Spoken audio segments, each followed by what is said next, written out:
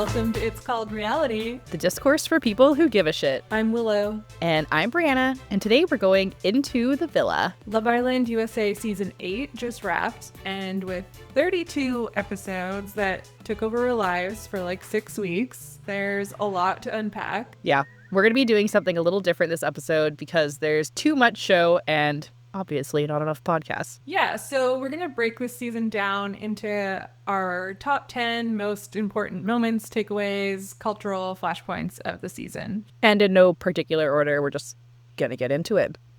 Yeah, but first, if you've never watched Love Island or you need a refresh, we will catch you up by setting the scene. So Love Island was originally a British show that launched in the UK in 2015 and came to the US in 2019. Do you watch the British show? Or No. have you only watched the... Oh, okay. You're missing out. Oh. It's a whole other world of Love Island. I can imagine. It gave us Maura Higgins, so iconics, Yes. I'm sure. I would say if you ever...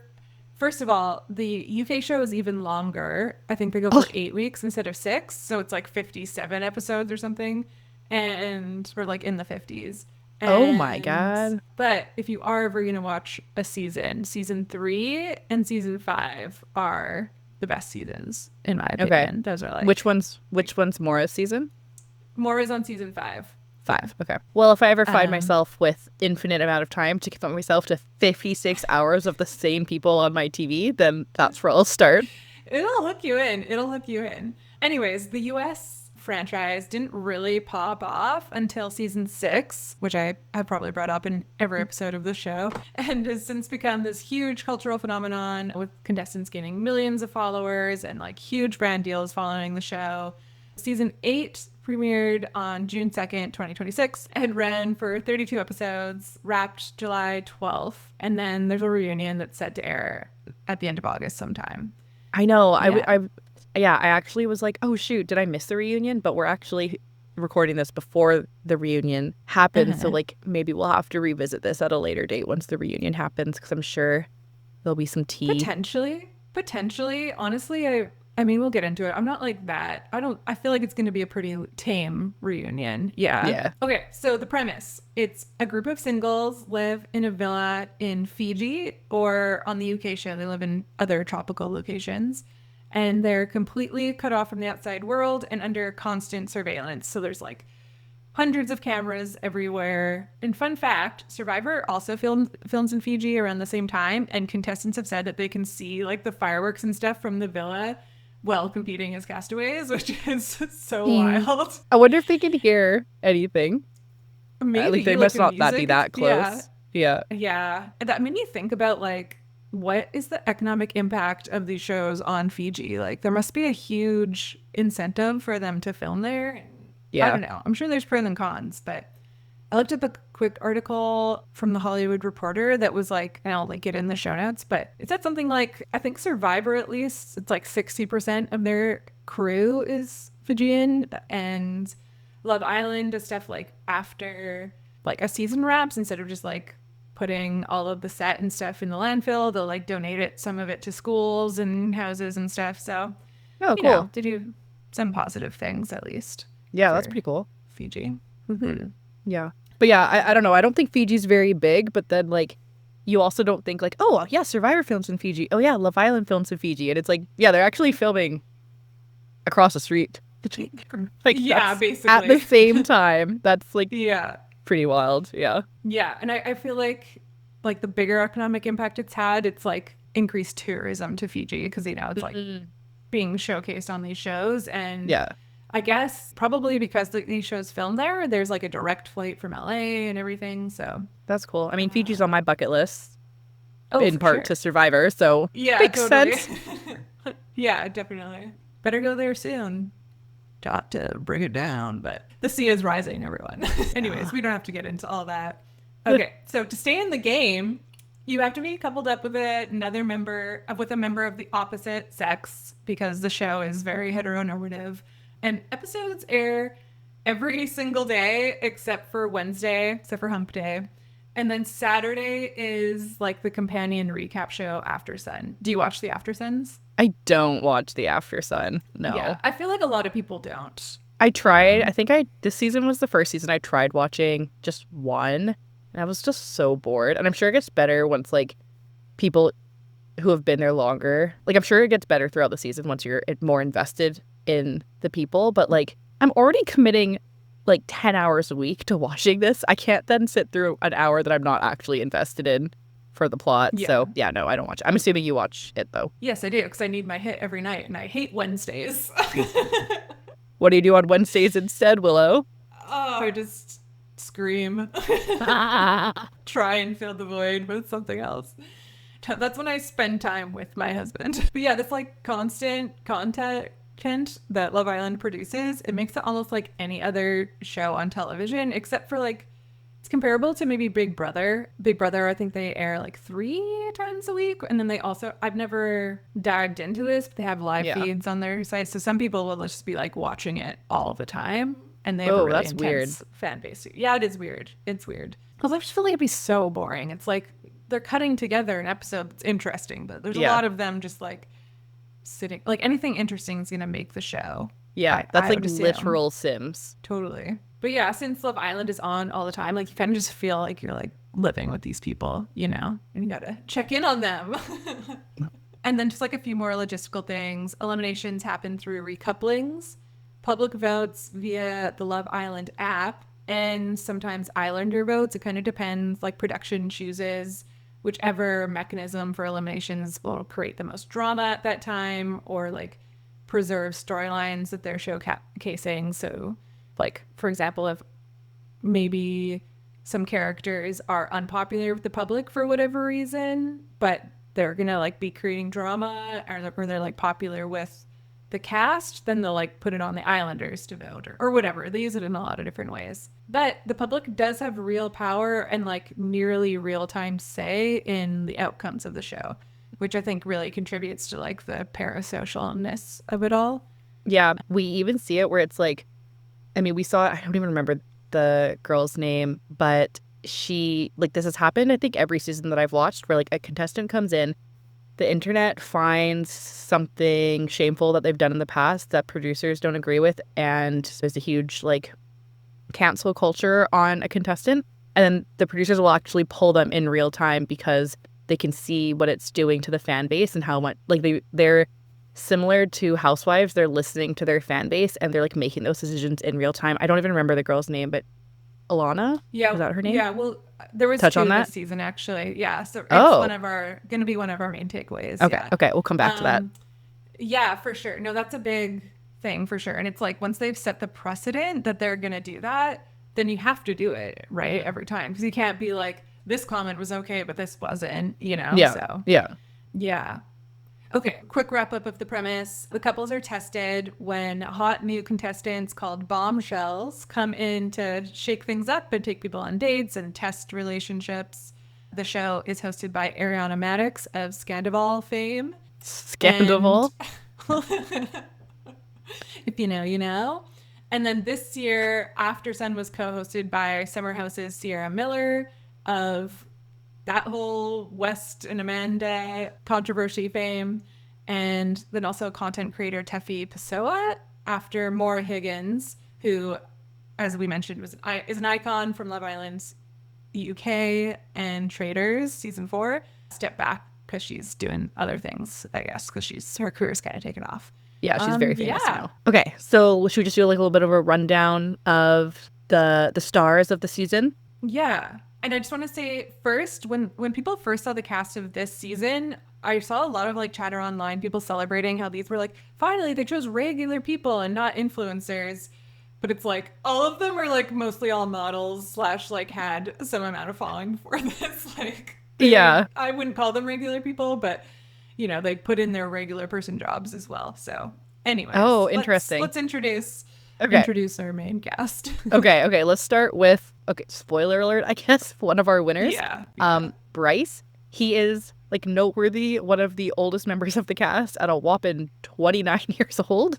He is like most known, I guess, for being a DJ and a model in LA, and also like a handyman as well. And he is partnered with Trinity, who's 22 years old, and she is a model and also a hardware store employee. from Virginia.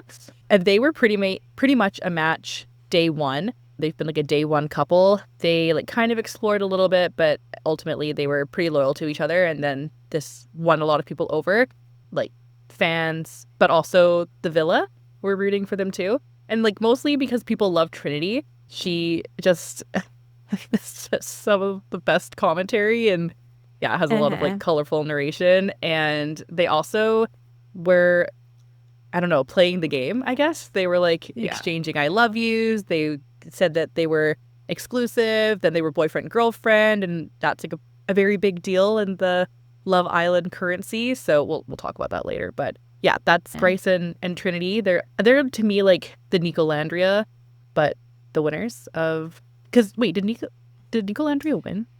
They didn't last season. They were runners up. It was a Maya one, just because people were like, oh right. Yeah, and whoever her partner was, she would have won with, I think. Yeah. She was hilarious. Yeah, so our runners-up were Anaya, a 23-year-old marketing professional from Georgia, and she's also the daughter of a retired NBA player, Donnell Harvey. And then she was with Carl Schmidt, who was a 28-year-old personal trainer from Colorado, our resident Habsy this season. And yeah, we'll get into that. Yeah. They coupled up after Carl came in as a bombshell in Casa Amor. And Casa Amor is this pivotal point in every season that we'll kind of get into more in a bit. And even though Anaya doesn't originally choose him, the fans decide to bring him back. And then their love story blossoms from there. Can I also just say, like, the fans decided to bring him back? Yeah. Yeah. Heavy air quotes, for sure. Heavy air quotes. And then we had, like, our third or second runner-ups, or like third place, like maybe the most controversial couple of the season, who was Melanie and Sincere. So Melanie is 24. She's a bikini store manager and a model from LA, and she grew up in Philly. And then Sincere, who is not Sincere, and he's 25, and he's like an NCAA All-American track star. They provided a lot of drama all season, on and off all season. Sincere is the villain of this season, and Melanie had a very strong fan base. And yeah, they just pulled a lot of attention, a lot of frustration from the Villa and from fans. Like, everyone's on the same page, and yeah, we'll talk about that. Okay, the last of our finalists are Kata and Zach. So Kata is a 22-year-old, also model, from New Hampshire, which no one on the show had heard of or had any idea where it was. I'm like, okay, this is strong showing. American educational system. Like, I at least would generally know where it is. I'm like, I don't know where it is, but I'm okay. Well, that's fair. I wasn't raised within the American school system, so that's my excuse. Yeah. I know the way she would talk about it was like the most like remote. It's like she grew up in like, Fiji. Obscure. Yeah. And then, anyways, her partner was Zach, who is our like token British contestant. They kind of like to include every season. And Kata was the first female bombshell, and then she immediately chose to steal and couple up with Zach.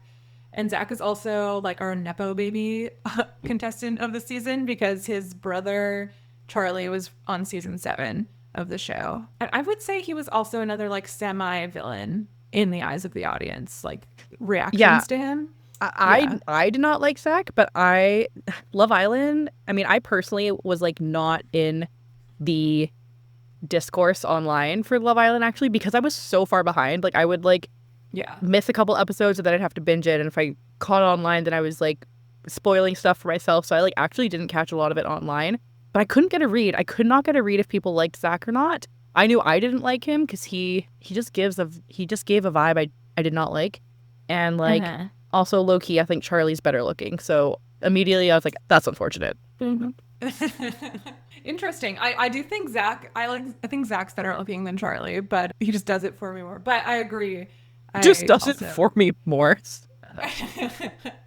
I also was not a fan of him. There was just like kind of in all the men this season, there was just like some sort of twinge of manosphere in the way they would like talk about women. And then Zach would just be, he's just the type of guy that like says things and then is like, I was just joking, you know? And it's like, okay, well, that hurt my feelings or whatever. I don't know.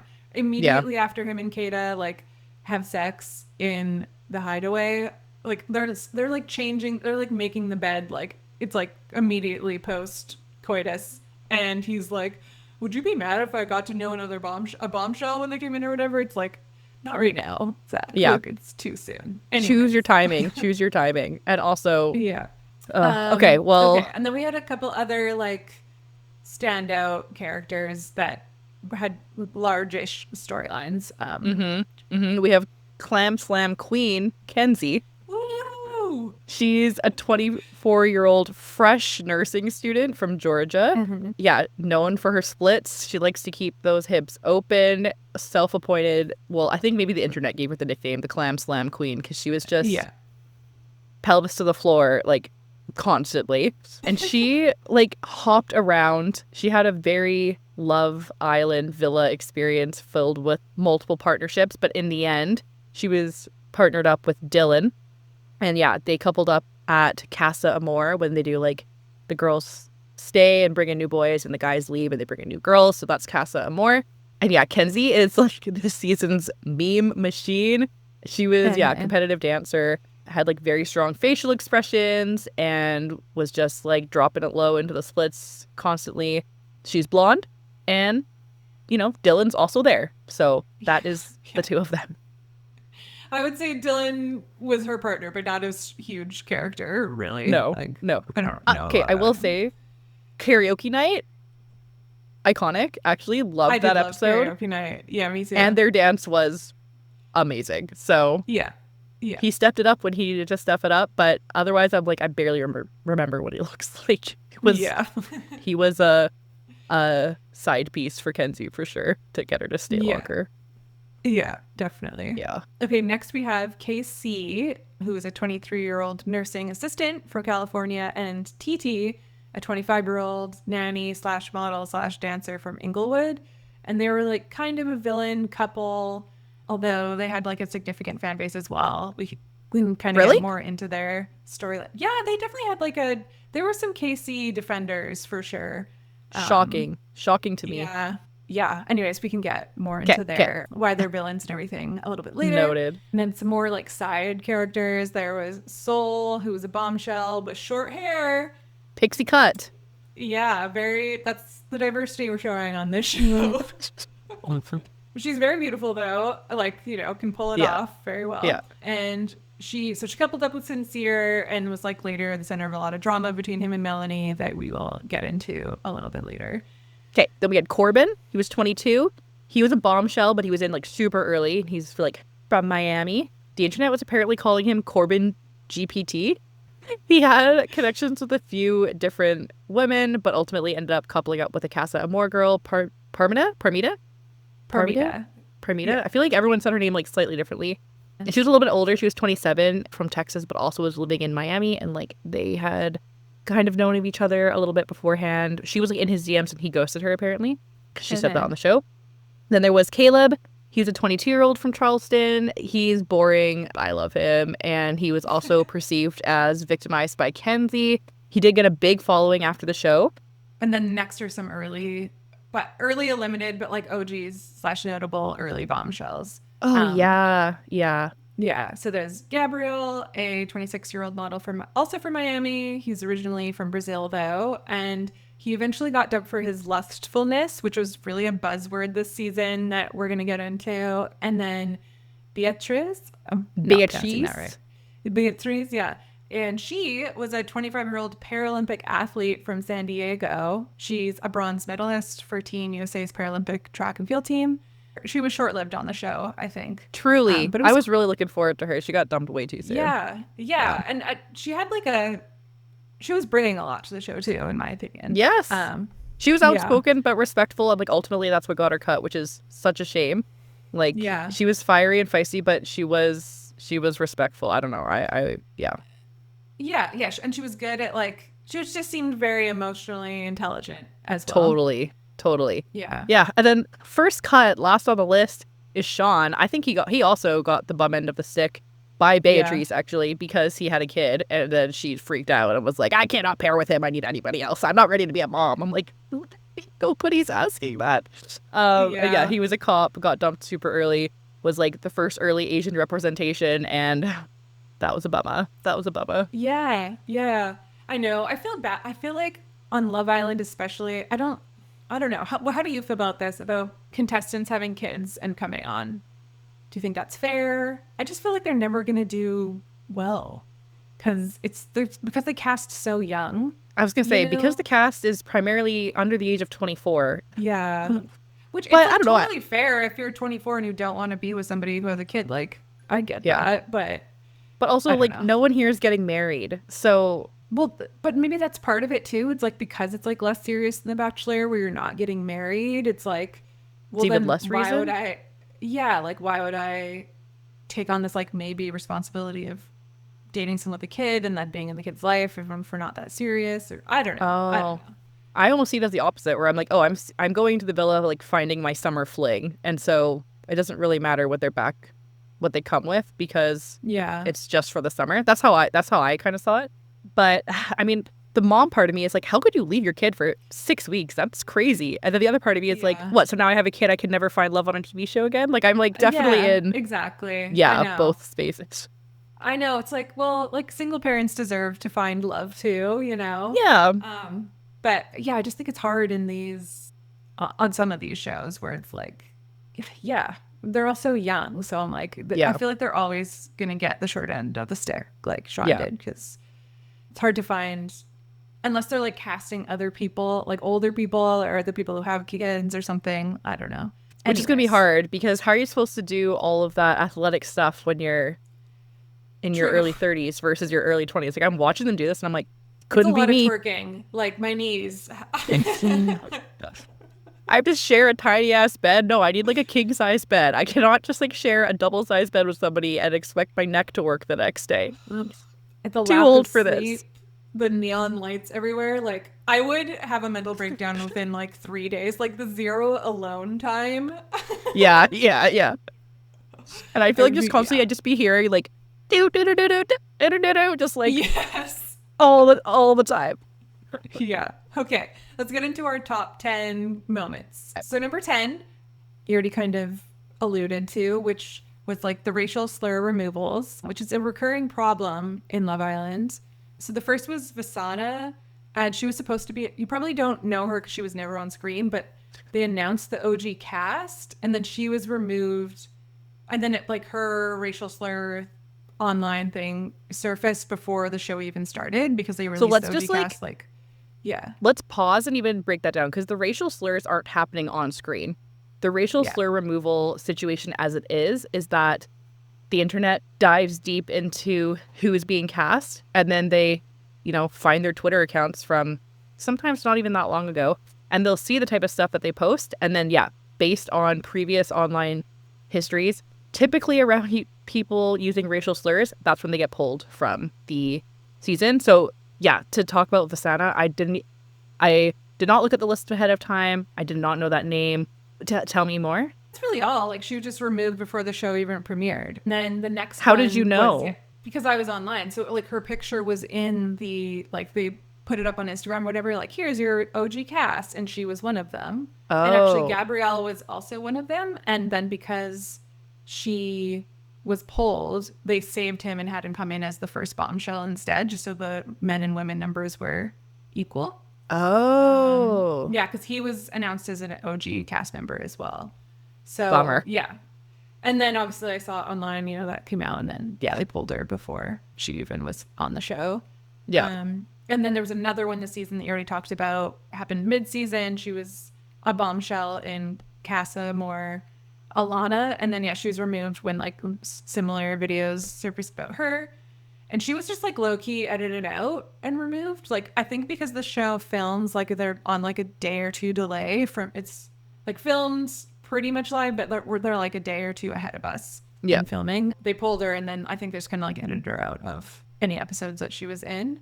Those ones are always weird, though, because it's like they're on the show and they don't really explain it. They're just like, she's gone for personal reasons. They don't even say she's gone. Like, the viewers are just like, wait, what happened to this person? Yeah, they just disappear her, basically. And then she was, like, kind of in a relationship with Zach, So they had to kind of Yes. acknowledge it somewhat because it was like, was he going to bring her back instead of Kata, or and like leave Kata for her? Like, we'll never know because she was pulled. Which is like Kata's whole unraveling during movie night, or yeah. She's like, wait, what? You connected with this person? You didn't tell me that. He's like, well, it's not important. She's like, well, it's not important because she left the show, but if you had stronger feelings for her and she wasn't there, like, totally valid, and I completely understand. But yeah, he definitely, kind of obscured like the truth there a little bit because it made him look worse. And then, did you watch season 7 last year? Yes. Okay. And do you remember Sierra getting pulled for a similar reason? I remember someone getting pulled, and then there was like the speculation online that you could hear her getting pulled in real time. Yeah, during a clip. But then it's like debunked that the screaming is actually a different contestant. And yeah, I do remember that. That one was like also a big deal because she was like a really big character in the show, and she was in like one of the like main couples. So you can't just like quietly edit her out or just pull her without any explanation. Like, it really changed the trajectory of the show. Yeah. What do you think about this? Do you think this is like a vetting or a casting problem? Do you think it's like Peacock's fault that this keeps happening? I kind of think it's a little bit intentional. Yeah. I think it's adding to it because they 100% are doing deep dives on their contestants. I would have said after the first time it happened, they're deep diving everybody. They would be losing so much money by like having people come out there and having to pull them and like sinking money. Like, but then I'm like, I don't know, people are talking about it and there's speculation and it's more talking in real time, and I almost feel like it's on purpose. Right. I agree with the premise. Like, I think that if you're casting people who are holding beliefs that aren't aligned with your show and your cast and your fan base, then yeah, you should be doing it. But I'm also like, is it a move by production to do it so that they can say, hey, we're listening to you, hey, we're taking you seriously, and like that's how they keep building trust with the audience? I don't know. Maybe. I just feel like, especially when it happened with like Sierra last year, it's just like it really threw off their whole plans for the season. So for her, at least, I don't think that they knew that was out there. I mean, I wouldn't be surprised if it was intentional. And I think sometimes, especially when people have like criminal histories and stuff, and I'm like, you're definitely casting those people intentionally because you did know about that. Yeah. But for some of these like online comments or whatever, I'm like, obviously the like internet sleuths will find them because it's like people dedicate a lot of their time and energy towards doing that. But I don't know. Like, because sometimes they're like just like screenshots from maybe a text conversation or something. Oh, so it's right. Like people release it later. Or it's like the content was deleted basically immediately, but somebody somewhere has a screenshot and that comes re-released. And actually, now that you say that I do remember that happening. Yeah, I don't know. What are your thoughts? I don't know if it's really their fault. I think like the way around it though is that they should, like what happened when they released the OG cast and everyone like, dived into their backgrounds immediately. Like maybe they just, because they know who all the bombshells are and everything at the very beginning. Like they're all waiting in the hotel before they're brought in. So maybe just like release all of them, their names, and are like, and then just let the public do their work. And then that'll, weed them out. Say which ones, weed them out before they like get on the show. Interesting. It's pretty like, how are you? I don't know how else you're going to screen for that. Like you obviously would check their socials and stuff, but. Well, okay. Also, to go back to it, I do kind of think it's a casting problem at the same time. Like I don't yeah. Part of me, okay, maybe I don't mean what I say. Maybe they aren't doing it on purpose. Like you're casting young people, young hot people.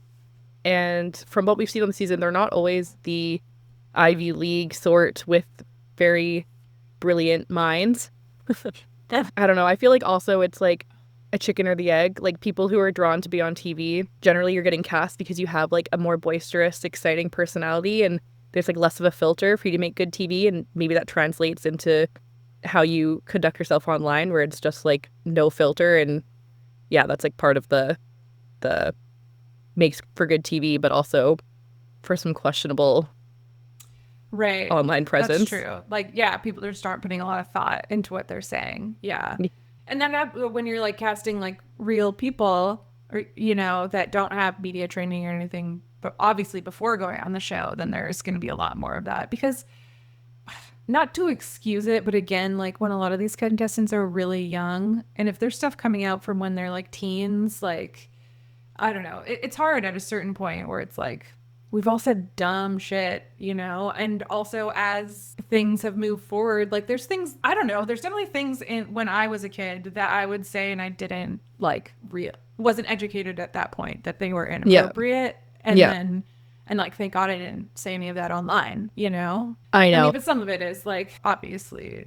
I don't know. You're a teenager, your brain's like not fully developed. I just feel like, I understand. Thank God my teenage years wasn't readily available for me to free tweet anything I wanted to, because I'm sure it would be bad.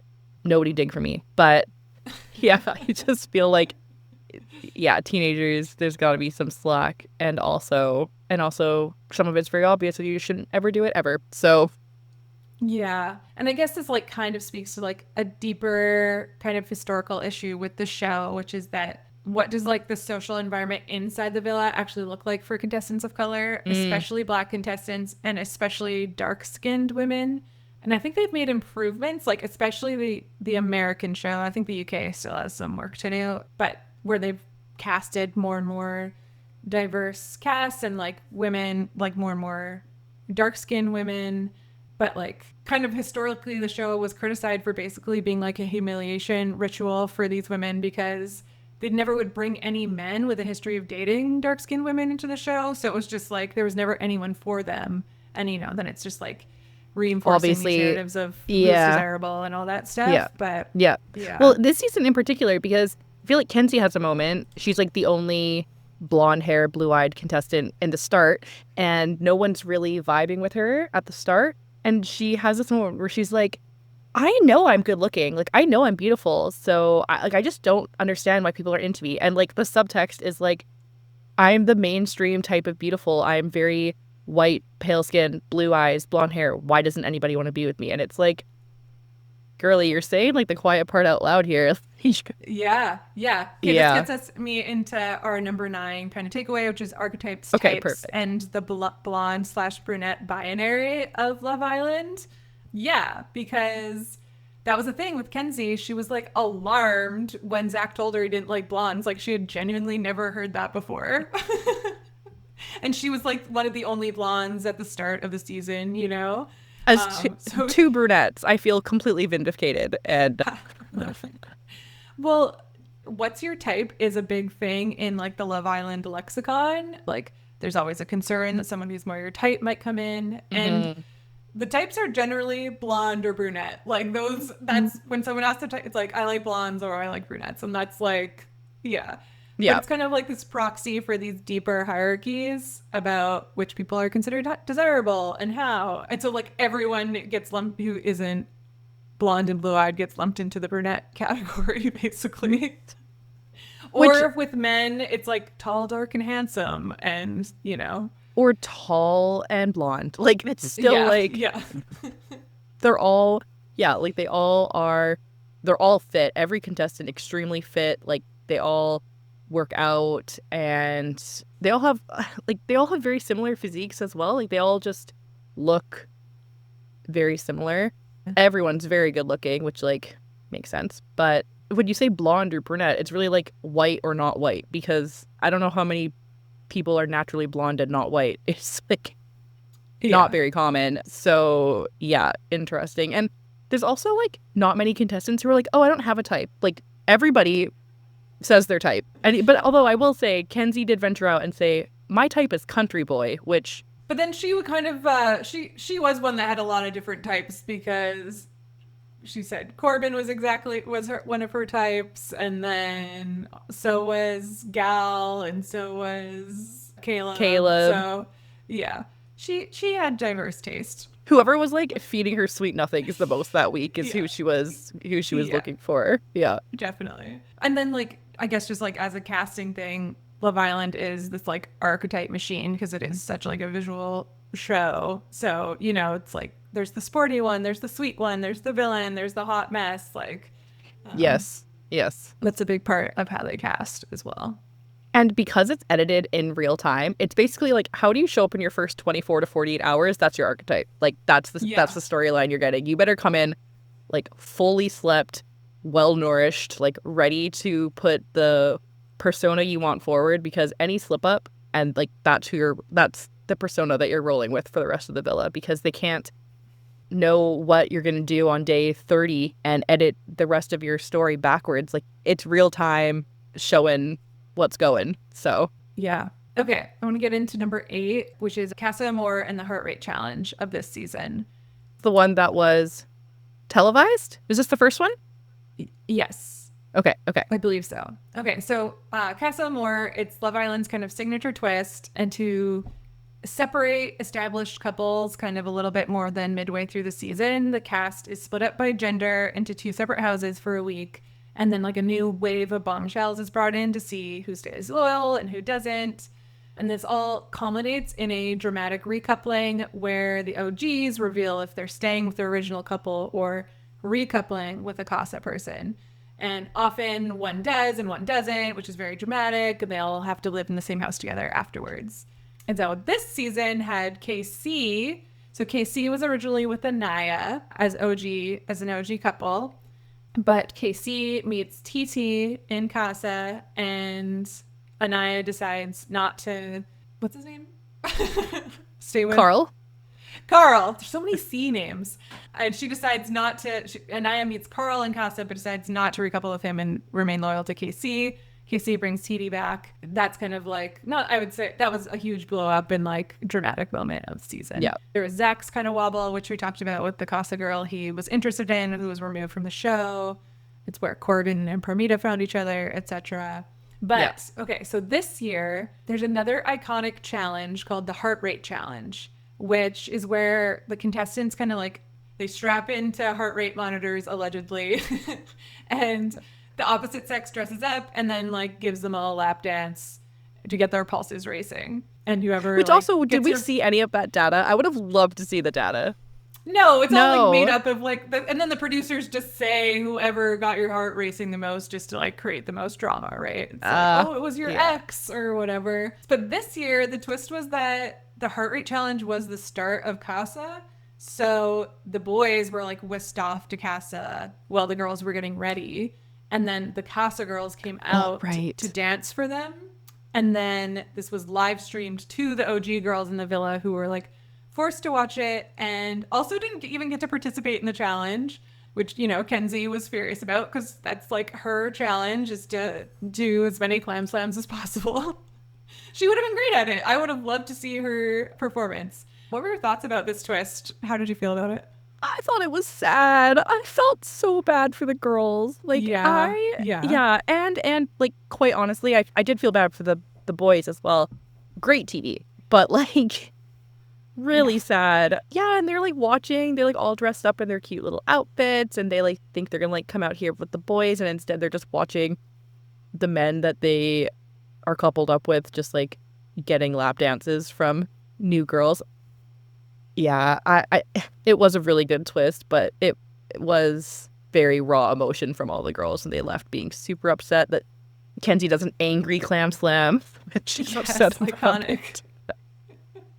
And yeah, I think it was interesting because the boys didn't know that they were getting filmed, so they were saying some serious locker room talk, like gross, and pretty like, I think, exploitative as well, because not that I think that they are allowed to do locker room talk when they don't think anybody is listening, but I just do think that it's unfair for them to not be aware that that's being live streamed to the girls. I don't think that's fair. I don't think that was fair. At least if it was like, oh, and like, and now the girls back are watching, it's like, okay, then I can like get behind it a little bit more. But I did still feel bad for everybody. What about you? What were your thoughts? I agree. It was good television. And like, as for the boys not knowing it's being live streamed, yes, but they do know they're being filmed. And so, you know, it is going to be shown to the girls at some point. And I get why production did it this year, because they were like, oh, these couples are really strong and we need them. They wanted them to like explore more in Casa, or give the girls an excuse to explore more in Casa. Because I feel like what always happens is the guys go nuts and the girls sit there and like sleep outside and cry the whole time and don't explore any of the new guys. So I think they were trying to like make sure that didn't happen. But yeah, I felt bad for the original girls too, mostly because they didn't get to do their performance, and like that is such an iconic challenge. Yeah. That I'm sure some of them were excited about. I could never. Yeah. And then what I didn't, I honestly, I felt bad for the Casa girls because normally when they do this challenge, it's like a little later in the season and all of them have known each other for a while. And so they're more like they're friends. And so it's just, I think it's more comfortable for them to like do it with each other, like perform for each other, because it's just like fun. And I think it's just like a bit of a safer environment for them. But the Casa girls were coming in like not knowing, this is the first time they were meeting the boys. Yeah. And I think it just made it easier for the Casa girls already get super objectified and like kind of like have to be more sexual or whatever in order to, because they have a shorter amount of time so that they can like make a connection faster and get sort of, they have a higher chance of being brought into the main house. And so just like starting this way, it just like made me a little uncomfy because I don't know, it was just a little bit too objectifying of them. That's fair. I didn't think about it like that. But then again, like all the bombshells always start out with like making out with everybody. Yes. Yeah. Like every time it's like, oh, and they're blindfolded. Oh, and they're coming out with some BDSM gear and like, oh, and it's just. Yeah. So fair. But I feel like, yeah, the bombshells do what the OG cast never has to do, which is like really perform from their first get-go. And yeah, it's always extremely sexualized from the beginning. Yeah. I guess like speaking of being extremely sexualized, number 7 takeaway was the season being too lustful. It was like a big topic of the season, and I don't know. So being too lustful, and then the Gen Z Puritan phenomenon, because not just in the show, but like also the audience's reaction to the lustfulness of the season, I just thought was really interesting. Okay, say more. Yeah, as I mentioned, Gabrielle was dumped from the villa by the other Islanders for being like too lustful. And then like that word kind of like took hold in the villa because the boys said that Kenzie was like moving in the same way as Gabrielle. So it was like unfair to use that as a reason to get rid of him. And then she insisted that how she was doing it, which was like exploring multiple connections, which is the point of Love Island, but she wasn't doing it in a lustful way. And I just think it's interesting that like really took hold this season. It's kind of like the right reasons and wrong reasons trope, right? Of Right. How you're supposed to go about things, even though this is like one of the most lustful shows on television. The women are literally required to wear bikinis every day. Like they have to. And like the challenges are all extreme. Like they're all making out with each other all the time. Also, side note, did you notice how the challenges always involve goo? And to me, I'm like, this is giving sexy Nickelodeon. Yes. Well, I don't know. Like I already don't like romance books. I don't like romance movies. Like I already do not love like watching a lot of like sex or watching a lot of makeout. But even for me, I felt this season was like a lot. Like I felt like a Puritan Gen Z. I was like, this is heavy on like all of it. And yeah, what's with like goo? Like also weird. But yeah, I don't know. I thought it was too much. I thought the challenges were a lot, and even I guess it's like always the challenges really. But yeah. I was like, I just every think day it was more than like any other season. I think there was a lot more. I think maybe they did all make out with each other in like the very first challenge thing. So yeah, that was like, it was just like everyone with the doors where it was like stand behind the door. And then at the end it was just like everyone make out, and they literally all just make out. And it was like day 1. That was definitely more than usual. Even where it's like, oh, like even one of the challenges is like Casa versus Villa. And it's like, oh, you have like, it's whoever does it wins. And it's like, okay, I don't even remember. It's like tickling. And then you had to like be super sexual with your tickling. And like, it's just like, what am I watching? I remember the first time, because I think you told me to watch it was season 6. Of course. And you're like, are you watching Love Island? And I was like, no, but I had the time. So I got into it. And I just remember watching the first 2 episodes being like, oh my God, this is what you're watching? Like, I don't watch anything else like this, even an occasional. And then I'm like, man, everybody's watching this. Like, I don't know. am a prude and don't watch a lot of it ever. And also just like don't enjoy it. Yeah. Like side note, Heated Rivalry. Love Heated Rivalry. Did not like how much sex there was. I like loved everything in between. And the sex scenes in Heated Rivalry are so long. They're like 10 minutes long. I'm like, oh my God, I just want to get the parts where their clothes are back on. And that's how I feel about Love Island. I just think, like, especially like for the older like UK episodes, because I think maybe UK dating and UK people are maybe, this is my perception, I don't know if this is true, or maybe just like a little bit more open about sex than Americans are. And like in the original, like the early seasons especially, like people are having sex on camera, like in the room with everyone else. I think they do it in the American one too. Like they talk about that. Like they're all hooking up. They all sleep in the same room and they're all hooking up like feet away from each other. Oh yeah, you could hold hands with the bed next to you if you wanted to. Like they are extremely close. That's been the case since the beginning. In the Hideaway, which is like a private room that couples can get voted into, which is basically like the you sex can go room. there and have sex in private. Yeah. The new smush room, if you will. Yeah, the boom boom room. The boom boom room. I don't know. Okay, that's interesting though, that maybe it isn't just a Gen Z thing, because I was just like, this is like a Gen Z thing of like Gen Z's having less sex on average than previous generations, and there's like this disconnect between like what the show is and what the audience wants from it. Or maybe because it's like such a parasocial show and it's so sexy and it's popular, is that like a reflection of like the less sex in real life that young people are having? Because they're like, I mean, are young people, like, they're online more? Are they watching more porn and just not having more sex? Or like, are they still open to watching and just not partaking? That's just a thought. Yeah, like there's less like in-person interactions that are happening, so then there's just like less sex that's happening. Yeah, I just thought that was an interesting thing about the season, like the lustfulness is like, especially that's like a very religious term in my opinion. I feel like that's a religiously coded, not religious, but like a religiously coded term. Like, interesting. So it's a sin, right? Yeah. So it's just giving purity culture to me in this weird way. Mean, that makes sense. I don't think it's weird. I think it makes sense. I just identify as a Puritan Gen Z. Same as Robert Pattinson, who identifies as a Gen Z apparently in his late 30s. Yeah. Okay, let's get into number 6, the parasocial power trip, public voting, and democratic disillusionment. That's a lot of words that I'm gonna need broken down. Great title though. Like I said before, the show is like built to be maximally parasocial. I'm famously still obsessed with my close personal friends from season 6. Yeah, because there's like daily episodes, contestant surveillance, contestants speaking directly to the camera, and confessionals. And public voting has these immediate, like, visible consequences. And like knowing or not knowing what the audience thinks about you is a huge part of the show. Yeah. That shows up in challenges often. And like it can impact the social dynamics within the villa. We saw that a lot with Kata this season. Yes. And Melanie. Yeah. Yeah, where they're like, oh, what is America seeing that I'm not seeing? And it starts to be like paranoia starts to set in, where it's like, what am I missing? Why don't they like me? Or maybe what do they not like about me and my partner? And I'm like, ooh, yeah.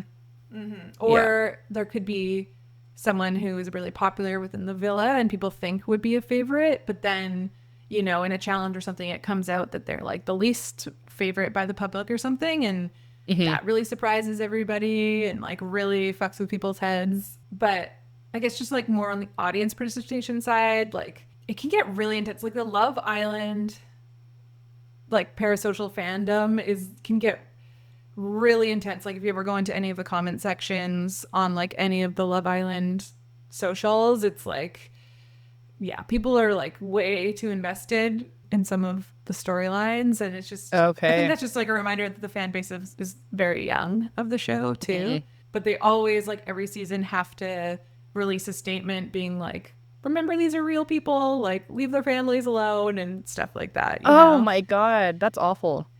Yeah. And then I think because you were a little bit behind, maybe you weren't like aware of the public reaction, but like I noticed specifically with the Soul vote, people were like really mad that she got voted out, and they felt like it was producer manipulation.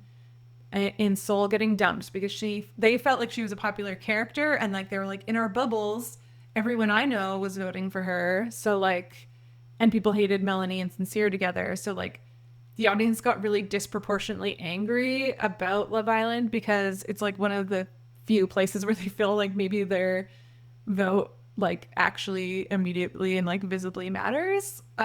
Interesting. You know? Because it was the Villa that chose to kick out Seoul in the end, right?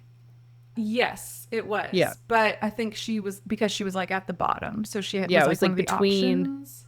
Yeah. Because there was like a bottom 3, and then the guys had to choose a girl to take out, and the girls had to choose a guy to get to go out. Yes. And the girls chose Gabrielle to get taken out because he was too lustful, and the guys chose Soul because she was the newest bombshell, maybe? I think so. Yeah, which like I mean, it's like it's a lose-lose either way, because you have like, I don't know, you're getting rid of somebody, like I think that sucks, but I feel Soul was actually like really upsetting because she was just getting played by Sincere like crazy. Yeah. So that one's like, and it especially didn't seem like she really had a chance to. Yeah. She was there for a really short time too. But I just think, just how intense people are about the voting. I think it's like kind of reflective of this political moment they're in, where like there's so many people, especially young people, that kind of like feel like their participation in democracy is meaningless. And so like people pour all their frustration and like these feelings of lack of control like over their own lives like into the show. That's so hard. Yeah. Because if you poured this much into something that actually could make a difference, I know. We'd be in a different organized. spot. Yeah. I know. Do you actually vote in the things? No, because you have to be American. Like, you have to be an American. But again, I don't know. I just feel like it's the same thing as like any show where it's voter control, Dancing with the Stars, American Idol. Like, it's like we're all just taking your word for it. I mean, of course, the producers have the numbers, so like they're not going to keep somebody who nobody likes because that's bad TV for them. But like, I think we've talked about this before. Like, how much of it is actually controlled by the audience, and how much of it is just like the producers? This is what we were talking about with Survivor, where it was like in the hands of the fans. But it's like, was it in the hands of the fans, or did you just try to use this to build hype around the show? Like, I know in the States there are game show laws that say that like you can't, if the game is for money, like production interference in the actual mechanics, or not mechanics, the outcomes of the show has to be really minimal. So maybe that makes it, but then they have other ways around that, right? So they'll do a fan vote for like least favorite or favorite, and then they'll again let the cast decide or whatever. Okay, that's interesting. I never knew that. Well, in the same mindset of audience and connections, do we want to hop over to number 5? Yeah, I feel like Soul is a good lead into this too, which is the Sincere and Melanie of it all. Do you want to go over this one? Sure. Well, Sincere's name is Sincere, and everyone at the start, it kind of makes a pun on it of being like, well, I hope you're sincere. Like, you should be sincere. He is not. Very quickly, we learn that he will say the same thing to Melanie and Soul, and is telling them both the exact same things, and it's super awkward. So Sincere, at some point, his motto that we're giving him is that he tells the truth. Or maybe he said it, I tell the truth, but I don't tell the whole truth. I'm like, girly pop? That's called lying by omission. That is not telling the truth. But we spend like most of the season watching women like Melanie, Soul, and other bombshells repeatedly being lied to by Sincere. And because the other islanders in the villa can't see what's happening in these like hideaway chats and private chats, they are just relying on like what is happening with their own eyes and what their friends are saying, and it's just such a mess. And then like the other contestants are friends with Sincere, like they like him, so they're standing up for him. They don't really like see through anything. And then Melanie's friends are like telling her that Sincere's a really good guy. Like, Sincere is actually quite likable. He's like he's like, actually, because again, he has this vulnerability to him where he is self-aware enough that you're like, oh, and then says shit where you're like, ugh, no, we're right back where we were. You are. Yeah, it's not Sincere. He's just like saying what people want to hear, you know, and it's but he doesn't follow through on it with any action, Yeah, I thought it was interesting how at the family episode, his like dad comes in, and I do not know what the prep work was for when his dad comes in, but essentially just goes in there and starts bitching him out, and is just like, I did not raise you to act like this. Like, I did not raise you to talk like this. This is the way that you're treating these women. Like, I don't even know who you are. And he's just like, yes, sir, yes, sir, yes, sir, yes, sir. I'm like, oh my God, what is happening? But yeah, the solidarity of female friendships, which is always, like, to me, Love Island's strongest element and why season 6 was so popular. It's like being used in a weird and wrong way here, which is keeping Melanie in a situation that's not serving her. It's uncomfortable for her. It's uncomfortable for us. And yeah, it's like, I don't know, they just are telling her to go against her gut, which is also, it's like, what's the purpose here? Because you like Sincere, or because you want to help her win the prize money at the end, or like what's the MO? Yeah, it's just hard to, it does get hard to watch. You're just like, I don't know. I guess that makes it compelling television, though, because there's always this, like, tension. You're kind of hooked in. Yeah, but the tension of, like, is she going to leave him or not, you know? And that is, like, something that keeps you watching. And yeah, she doesn't ever. Like, she forgives him, so. I know. Are they still together? I think so.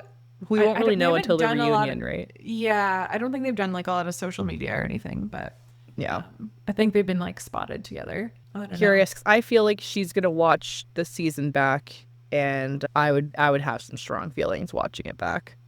Oh, for sure. Her. But yeah, like this idea of friendships being really important in the villa kind of leads me into our next kind of takeaway, which was like Parmita and Corbin, who are also kind of like a lightly villain couple. They were like the unexpected moral center in this situation because they were the only couple that seemed like willing to tell Melanie the truth about Sincere, if like you deserve better. And like at one point Corbin like responded to, because movie night is a night where they show the cast like clips that they haven't seen of each other, so that, you know, Melanie can then see Sincere saying things to other girls and stuff like that, so she can see, has more context into what's happening. And so then after movie night, Corbin responded to what he saw and like stood up for Melanie instead and was like, you were lying to me too, instead of like having his boys back, which is like, I don't know, kind of despite his like fuckboy persona, you know, was like a surprising thing from him, I think. I actually really liked Corbin. I liked him too. Yeah. But that's why the internet was calling him Corbin GPT, because they were just like, everything he's saying is like a little too perfect, you know? Yeah. You know, he's definitely a fuckboy. He's definitely like he's polished with his words, for sure. But yeah, well, because there was one of those challenges where you had to like vote for the weakest two couples, and that's where it came out, where they're like, oh, we're actually going to choose Melanie and Sincere, even though everybody here loves them, because we don't think you're the strongest because of what was happening. Yeah. But then they kind of like pay for it, because friendships are so important in the villa, because the islanders sometimes have the ability to send each other home. Mm-hmm. They're going to keep their friends every time. So if you're not like in the main crew of friends, then like you're going to get kicked out, and then that is what happens to them as well. Even though I thought they seemed like a compatible couple, like, I don't know. Yeah, I think so too. I mean, definitely better than him and Kenzie. Him and Kenzie were not really connecting on like anything except for like both waiting for the next person to come along. Yeah, I liked them together. I liked Corbin, so I am a little bit biased, but me too. Yeah. And then did you have thoughts on them like kind of knowing each other before the show? Like, do you think that matters? I do think it matters, actually. I think it changed. I think it could. The way that happens is they have like their side chats after the heart rate challenge, and Parmita tells Corbin like, oh, we've actually DM'd before, and Corbin's like, what? And she's like, oh, like, we're both from Miami. You messaged me, I messaged you. You ghosted me. You left me on red. And he's like, what? And he's like, oh yeah, I think I do kind of remember that, but like, I don't know. To me, I think it's kind of clear that like he does not remember it. But I do think if she didn't tell him that, I think it would have changed the trajectory of their relationship. I think that like instantly gave them something very easy to find in common and just like go from there. So yeah, Right. I think it's the pilot Pete and Kenny Flanagan effect, where it's like you have pre-established roots that just they go, I don't know, there's familiarity and comfort, and it just gives you something instantly to hold on to. It's also kind of like the Rob Roush and Maura Higgins effect, where it's like we're bonded from Right. like the same understanding and the same, Yeah, we I don't know, kind of know each other. awareness. That's interesting. And yeah, that's probably true. That makes sense. What are your I'm thoughts? also just I'm also just like, I think you're right. It matters. I'm also just like, this is this whole other world of like hot people that just like are sliding into each other's DMs all the time, and like, Yeah, like yeah, in yeah. Miami, I'm just like, this is not part of my world. And it's also, I think, maybe just a byproduct of like, again, casting, where I think they cast within social circles a lot, because it's like people who've been on the show, for example, oh, do you have friends who would like be a good fit for the show? Or they're like, look, searching on socials to recruit people for Right. the show. Yeah, So yeah, then yeah. like that, maybe they're looking in the same bubbles, Places. or like, Yeah, that makes yeah. sense. But yeah, no, I definitely think it helps them because they had this like common background. Yeah. And like, how funny. I just think that's funny, where it's like, we actually know each other. You ghosted me. Yeah. Like, bold of This her. is I'd be something like, that, you're a huge no because you ghosted me and I hold a grudge. And I'm like, we're done. Totally. I'm definitely not kissing you. Yeah. It's something they've done in the past in Love Island too, of like intentionally bringing in someone's ex as a bombshell or something like that. Are you serious? Yeah. Yeah, to like create drama. Yeah. That Well, happens like often. Bryce and On Jen the knew of YouTube. each other. Oh, really? Yeah, because Oh, they yeah, they both like had did the same. modeled together. Yeah. Yeah, they had like known of each other. They weren't friends, but they were in like the same modeling They'd circles, like worked campaigns, done a gigs shoot together or something. Yeah. Yeah. And I don't know, Yeah. maybe they had expected that to like spark something for him, but he was like, nah, it locked it on Trinity, and Right. that's Or it. it's like if they had met in real life before and nothing happened, like why would it happen in the show? But I guess. Well, maybe they met when one of them was like in a relationship or something. I don't know. It's hard to say. Last season, Ace and Chelly knew each other outside. Oh yeah. And they had like and they were a even- couple, right? Yeah, and they had even like, I feel like they had had somewhat of a relationship on the outside. Like at least they had DM'd for a while or something. Or I think it was like What? more than Permita and yeah. Corbin? That's why people kind of turned on them, because they were like staying away from each other, because I think they knew that if they coupled up too soon, like that wasn't the good look. So they were like trying to like create a storyline longer. And yeah. This is coming back to me now. Yeah. This is coming back to Yeah. me. Oh, Ace. Yeah. Oh, Ace. Okay. Number 3 is the loved ones visits. Okay. If you make it far enough in the show, there's an episode where the contestants' loved ones come to the villa to visit. It's kind of similar to like hometowns in The Bachelor, or like when the family visits on Survivor, they used to do that. Do you like loved ones visits? Do you It's like good. It's too long. I don't need to see. I would love it to be a quarter of the time. It's Yeah. so long. Yeah. Yeah, it does get boring, but Put them all in a do challenge like- together. That's what I would like to see. yeah. I kind of think it's important for like humanizing the contestants, though, because it's like, stops being a game. There's like people here who like really love and care about these people. I didn't It's feel like that. a little bit more like, yeah, well, with Sincere's dad. So yeah, you asked if like I thought that the families were publicity trained or like media trained. Did you think they were? Maybe not fully trained. I think they definitely. I think some of them chose to be, or like I don't think they had to, but I think like whose family was I thinking of in particular? I think maybe someone's grandma was like really hilarious. Bryce's grandma. Was it Bryce's An grandma? She was immediate really icon. funny. Yeah. She had some good ones. It was like, someone's always left out in a threesome and stuff like that. I think that's hilarious. I don't think I don't know. Can you be like that all the time? I don't know. I feel like part of that was like, let's build it up, but Yeah. but like in particular, Sincere's dad, I think in particular something with him, I don't know, maybe he named his kid Sincere because he truly thought he was raising his children to be hard morals, and like one of them was going to be sincere, but he just like laid it on so thick with him, and he was like not giving him any wiggle room to like it was really just like chastising his son on TV. Yeah. And like You've not giving embarrassed him me and disappointed me. Yeah. Yeah. And I'm like, oh my God, like already the whole world is against you, and now your own dad isn't even there to be like, I know this is hard. Like, you're doing hard things. I'm still, like, got your back. He's like, how dare you like, I was just like, oh, this is really sad. And yeah, since you're just like, yes, sir, yes, sir, yes, sir, I understand. I know. I'm like, oh, my heart. I think, he was definitely doing that due to, like, public backlash, I think. Yeah. But then I do not think he was, like, media trained, because I don't know if you saw this drama, but after the finale, there was, like, drama about his family was on social media, like, filming themselves watch the finale, and they were, like, talking shit about the other contestants, and people were, like, really mad at them. So I'm like, there's definitely a lot of awareness there that you posted this. Like, what were they saying?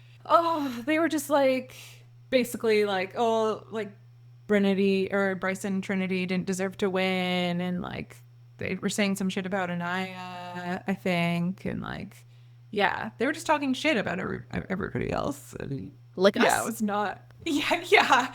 Well, but we're doing it in a professional manner. We're not family members. I don't know. People were mad about it. I can see that. Well, especially if like he's going in there being like, I'm holding my child to a high honor, and I'm expecting this, and this, and then you are like doing the opposite and like not showing a lot of integrity by like bashing other people. I get that. But I didn't hear about that though. I like literally don't know anything about online stuff, so you're gonna have to. Okay, that's refreshing. Actually, I like that. But yeah, I think like these visits ultimately do remind you that every person in the villa like has a whole life outside of the edit, gives you some more context for who they are, which again, with like the heavy parasocialness of this, I think is important. And like, you know, the contestants always get a lot of abuse on social media. And one thing that you didn't watch After Sun, but something that they did that I really liked this season, and I think, you know, it only goes so far because a lot of people don't watch After Sun, but they would film the cut contestants like immediately when they got their phones back. So you would see them get their phone back and like get their real-time reaction to like finding out what the internet thinks about them. And then also like FaceTiming their loved ones and stuff. And that's nice.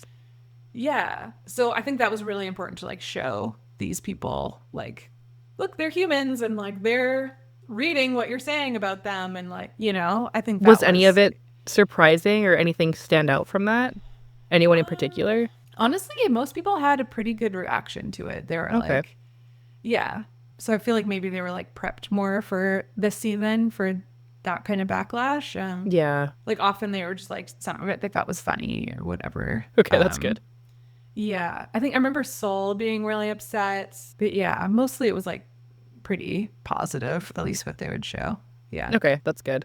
Yeah, there wasn't like a lot of like, sorry, this is like completely unrelated, but there wasn't a lot of like good one-liners this year. Like I feel like last year we got like, I'm a mom. Mommy? I'm a mommy. Yeah, Mamacita. And like, that was so iconic. And there isn't really anything this season that I could think of that's like as iconic, like one-liner iconic there was, like, quotes. Give me 10 was like Melanie's. Give me 10. The like French fry. Well, this is sexual term. Number two is Trinity as an icon, because she was one of the people who had these like iconic one-liner sayings, I think. Well, the other memeable moments were like Kenzie's splits in defiance, her angry splits. Angry splits. Yeah, her angry splits. But yeah, and then Melanie's like, give me 10 when she's like having a fight with a girl. But Trinity was the origin of French fries, which is like their slang term for fingering, I assume. Yeah, that was my that was my understanding. Yeah, she also had, this is like earlier in the season, but do you remember when she says it? Okay, she admits to giving a blowjob to her boyfriend in the back of a car while her mom was driving. And they're like, why did you do that? And she replies, it was daylight savings time. Oh, of course. And now we don't have daylight savings time. So what are we all supposed to do in this province? Yeah. She's hilarious, but also I think like what? Moments like those, and also what? Like, does she even remember saying that? I don't even like. Maybe not. Yeah, I think they were surprised that like Mamacita became a big thing. You know? Yeah, because it's just like a one-liner, 5-second conversation, and it's just hilarious for everyone else, and like they probably don't even remember Huda and Nick remember even it happening. Yeah. Which just must be the whole show of like, oh, I don't even remember having that conversation, because you're having 1,000 conversations in a week. But Trinity is being a fan favorite again because she had some of these. I think she was very. Did you like Trinity? Like, what was your feelings on Trinity? Yeah, she was like safe. Yeah, I think she was definitely playing the game. I feel like she was still able to come off, even though as pretty authentic with like these iconic phrases and stuff. And like, she didn't seem like she really, I don't know, would like kind of tell it like it is to other contestants a lot in like a helpful way, I think, you know? She was definitely like pumping the girls up, being like, you're a badass bitch. You got your shit together. Like, you got this. You can do it. Yeah. But I did feel, I felt like her and Bryce as a whole, I was just kind of like, I don't know. It didn't, and this is where I was like, am I not seeing what everyone else sees? I just didn't believe them. I felt like they were playing the game. Like, they said, I love you really fast. They were exclusive really fast. They like boyfriend, girlfriend really fast. And I'm like, are you just like, it just felt like they were doing it to try to win. Yeah. It felt like there was something missing. Like, we didn't see enough, like, just like relaxed, like kind of like bantery conversations with them. You know?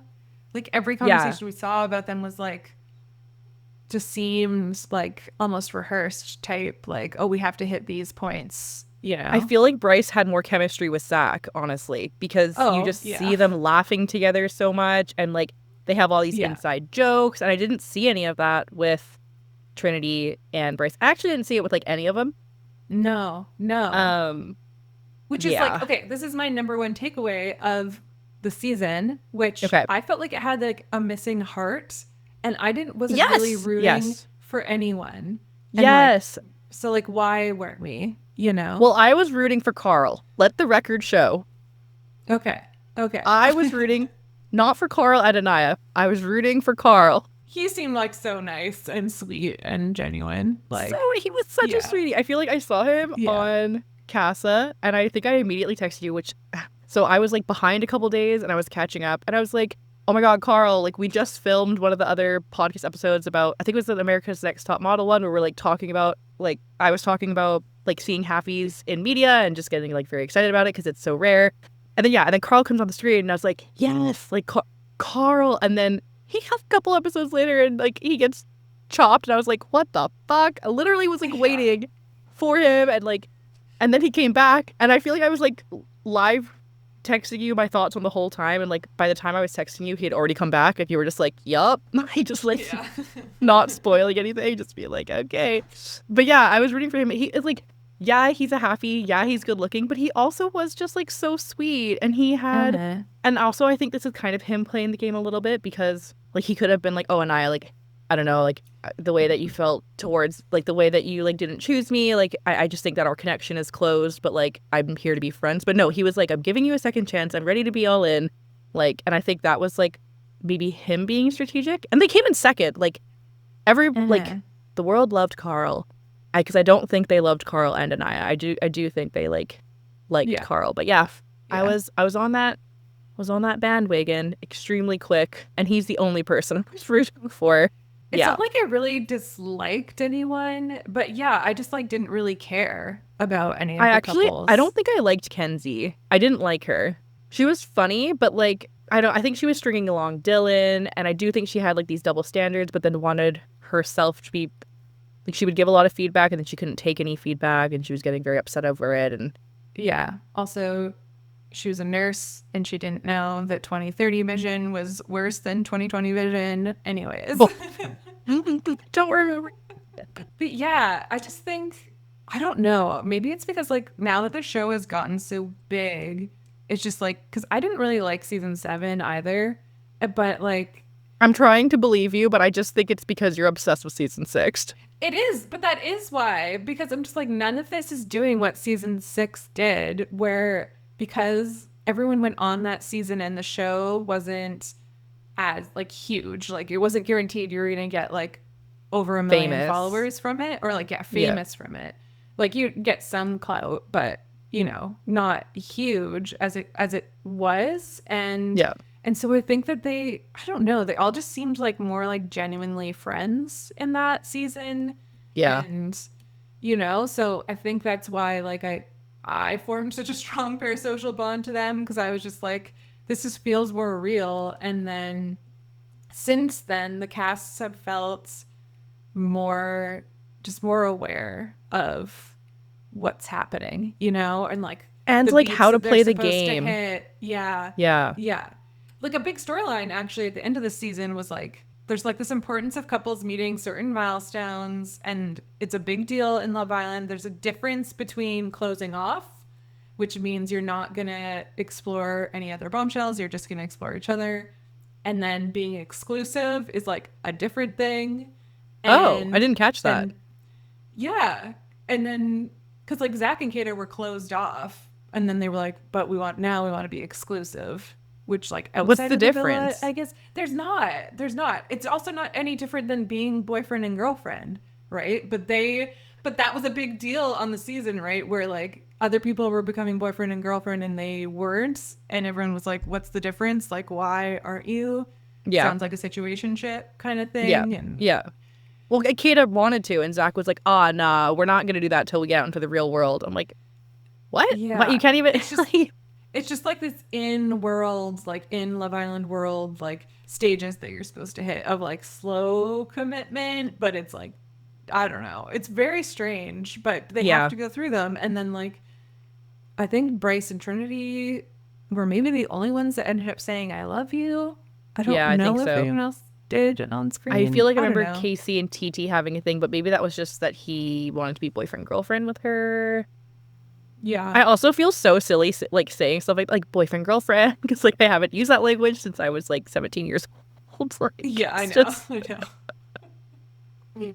so funny. But it's just like, I think the show works best when it surprises itself. Like, production has said that often people that they think are going to be stars aren't received well by the audience, and that like surprises them. Like, they thought Ace was going to be a really huge star in season 7, and the audience did not like him. And then I don't know if you remember Zach from season 7. He was like a British Asian guy. He was like a Casa guy with a Yeah. He was wearing red shorts, I feel like. Yeah, and they thought that he was going to be a huge like pop, you know, he was going to pop off. Interesting. So yeah, there's just like this element of unpredictability, I guess, that you need to have. Like, it can't be too, you just don't know how the audience is going to react to people. And something that like changed the trajectory of season 6 was when Rob Roush of Traitors fame now, he like goes and hides in the pool in season 6. Like, he jumps in the pool, he like has his hit fight with Leah, and he rips out his mic and he goes and jumps in the pool and like hides under this place because he thinks no camera can see him there. There's like this ledge on the pool. Okay. I don't remember like this. That was like this big moment where this, I don't know, this big like memeable moment that people are talking about online, and like kind of like the show kind of took off from there. I don't know. It was like this huge moment. I don't know how to describe it. You just had to be there. Sarah, I don't remember. That's funny though.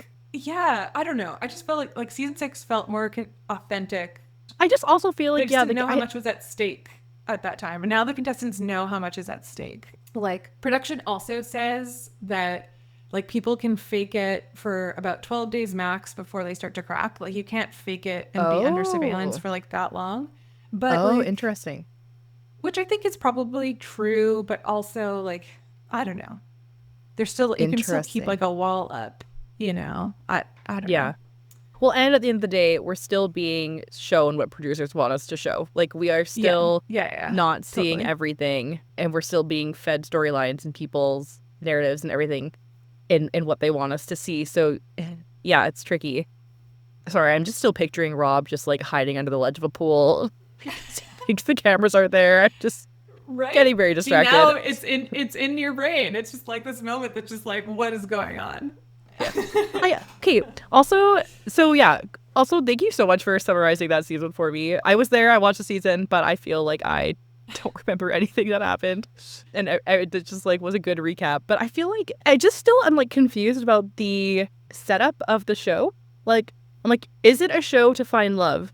Is it a show to win money? Is it a show to, like, convince the audience you're a good person? Like, it's just set up so weird where I'm like, what is the real win here? Because $100,000 sounds like a lot of money, but then knowing that some of these people's contracts of, like, what they're going to be receiving post-show, it could be more than $100,000. It's like, what's the game you're playing? But then also, like, the actual setup is, like, it's just weird. Like, because it's, like, about once a week they send somebody home, and there's just, like, a lot of downtime, but there's not, like, a challenge every day. I just, like, it does feel just like I'm still, I watched season 6, 7, and 8, and still after season 8, I'm like, what am I watching? Yeah, that's part of it, just, like, the smooth brainness of it. But I do think the money is meaningless. It's kind of stupid. Yeah. They used to do it where it was, like, I mean, back before that was, like, not a lot of money compared to what they will be making.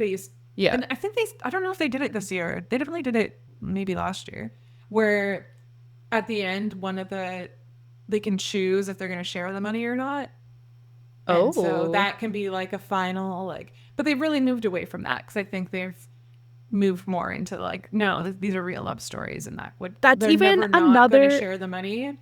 You know? Well, I have to say that's such another level of manipulation. Like, okay, we've convinced America to vote for us, and now I'm going to steal my partner's money. Like, that's crazy. Which, like, it would make no sense to do now because you're going to make way more money as a couple coming out of the show than, like, you would by stealing that money. So it's 100%. Kind of irrelevant now. I think, though, the point of it is, at least from the contestants' point of view, is to get to the finale because you're going to get the most amount of screen time, which means you're going to get the most amount of followers and then the most amount of brand deals out of that. Yeah. That's the point of the show. we are choosing, like, the people are participating in choosing our next, like, influencers, you know? Yeah, literally, though. Literally. Yeah, we're like, it's like who we think deserves it the most, you know? Yeah. Because that's people such are a mind so trip. Excited, like, since coming off the show, people are, like, sharing, like, oh, Trinity has been signed to this agency and Anaya has been signed to this agency, and they're just, like, excited about that, and they're like, we anointed this person as, like, the people's princess type thing, you know? That's interesting. So it's like the audience has a buy-in into the success because you were there to make it happen, kind of thing. Yeah. And I will say, I'm watching, because I'm filling the void that the show is left behind right now. So I'm watching this year's Love Island UK season. Okay. Which is over. So I'm just, like, kind of, like, binging through it. Again, it's, like, 57 episodes. Oh God, but I'm enjoying it. I'm enjoying this season a lot more than the US season. Like, there's just something about it.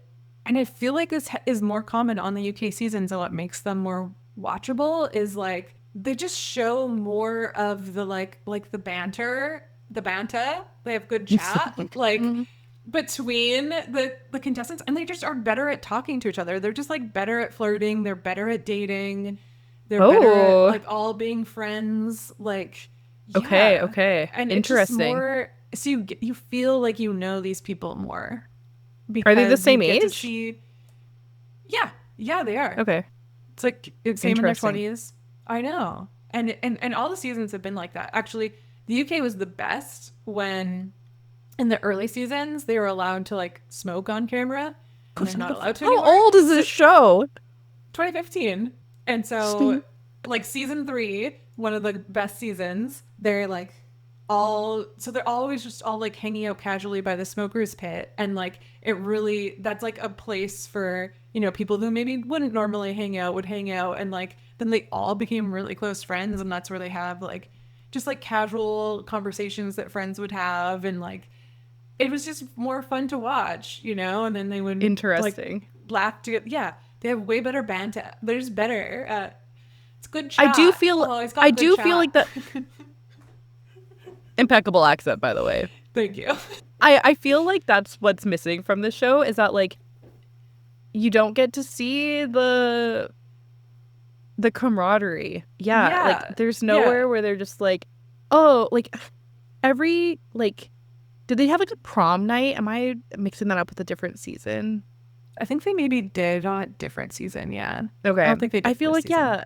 When it's nice when they have these, like, you know, special nights and they could all hang out and there's no pressure for them to doesn't turn into a challenge or doesn't turn into a blind side. It's just like we're just gonna have fun and all do something together without like the pressure. I feel like that type of event is missing. Or just like, oh, okay, this is our end of night campfire, and yeah, we all sit around the campfire and we just like, you know, have some real moments that allows the viewer to like feel more of a connection to the people, because I don't know, I just feel like, yeah, like you said, I wasn't really connected to people this season. Yeah, my favorite moments in the show are like when the girls are getting ready in the morning or at night when they're all in their makeup room and like debriefing and stuff. I'm like, those are my favorite moments to watch because they're the most like real and just like off the cuff and just like, that's my favorite part. Even though it's so mundane, but like, yeah. And I just think the UK does a better job of showing that than the US one does. And also, at least this season, but I think generally the UK people are just like more open to exploring. Like they're not all locking off right away. And like, they're all just more okay with that. Like, they're like, oh, it's early days. Early days. Are you on what? How far? You have to watch the UK ones because like you just don't know like the Love Island lexicon that comes from like specifically the UK version that like it needs to have it. Like it just does. You're really good at convincing me to pick up another TV show, and I'm not sure if I've hit my limit yet or not. I'm gonna have to create a lot of time where I can dedicate to that, but you just have to wait until next time you're postpartum or pregnant and can't do anything else but watch TV. That's what I thought, but then like having a child who doesn't watch TV, like when they're like 2 months old, because when I watched the first season, I think my daughter was like a month old, and she's just asleep for 20 hours a day. So I was just like sitting in front of the TV watching it for like 4 hours a day until I was caught up. But now I'm like, she doesn't watch TV, so I really only have like 2 to 3 hours a night, and that's like after she goes to bed to do everything. And if I'm spent that watching Love Island, I can't catch up to anything else. It's such a commitment. And then does the UK and the US run at the same time? Do the seasons run at the same time? Yeah, they both run in the summer. Yeah. Oh my God. Yeah. So like that's a lot. That's 3 to 4 hours of TV at night just to catch up. I can't watch them both at the same time. That's why I'm catching up on the UK now, because I'm like, I can't do it in real time. That makes sense. But also, like, I don't know. You just have to learn how to multitask and watch reality TV better. Because I'm like, it's not like you have to be on your phone, you know, just like fold laundry while you're watching it, or like that's what I was doing. That's what I was doing, but I feel like even then it's like, I don't know. It's really hard. It's really hard. It's just not enough time. Because then I'm like, am I gonna go do hobbies and I was gonna say, am I gonna go do a yoga class, or am I gonna watch Love Island for the 6th day in a row this week? I know. And then you fall behind by one day, and then you have to like find, I don't know. It's just, it is such a commitment. I get it for like, you know, especially people who are in school and they have the whole summer off, and it's like, perfect, I have something to fill the void. But when you don't get a summer off, holy, it's so hard. It is. I just need like a screen in my head that's just like running it at all times and just injecting it over top. What do you think is part of the magic of Love Island? Like, Love Island, we've kind of talked about this before, where like Love Island is such a popular show, and in our Survivor episode we kind of talked about like how Survivor needs to really step it up and connect with their audience and do different things. Like, is there anything, Fiji to Fiji filming, is there anything that Survivor you think could take from Love Island to like bring them better ratings, views, like change it up a bit? Have everyone must be in a bikini at all times and fall in love. Yeah, it's just such a different show. I guess if you had like more like live feeds, like, so we saw more of like camp life or whatever. So it's like filming all the time. So we had more episodes instead of like a weekly episode. There's like less left on the cutting room floor of like changing alliances and, you know, who really knows what kind of stuff. That could be interesting if they were just like filming it more like Big Brother does. Survivor's more of a similar show to Big Brother, I would say. Well, and that's why I think, like, I actually think that Love Island, in terms of like pumping it out in 2 days, a day to 2 day turnaround, I think that's the future of good reality TV. Yes. Yeah, that should be mentioned. The editors on Love Island, like, they should be winning Emmys for to be able to turn. You have 24 hours of footage and you're turning that into an episode in like whatever, 2 days, 1 day, like, and they're good. They're edited. Good. Yeah, they edit them very well, so they deserve an Emmy. Also, Ariana Madix is nominated for an Emmy for Best Host, just so you know. What? Yeah. I don't agree with that. I don't think she'll win, you know. She's no Ellen Cumming, like, please. But no. She's also there like twice a week, and she literally just comes in with like a new wig and like a really good outfit, and she's like, "Hey, Islanders," and that's like, she's like, "One of you's leaving the villa. You won't be safe." That's like all she does. She had a reduced role this season too, because before she was on After Sun more, so you'd like get to hear more of her takes and stuff, but she wasn't on it this season. So not that I don't like her, but like, she barely hosts. I feel like Megan Thee Stallion was like more of a host. Like, she was like in there with them and like in the change room. I don't know. Yeah. Oh, well. I was really looking forward to talking with you about this. And yeah, thank you for introducing What a Beautiful Light to my life of the summer. Are you going to keep watching it? Like, even though we didn't like this season that much, I know it's such an undertaking, but maybe what I'll do every year.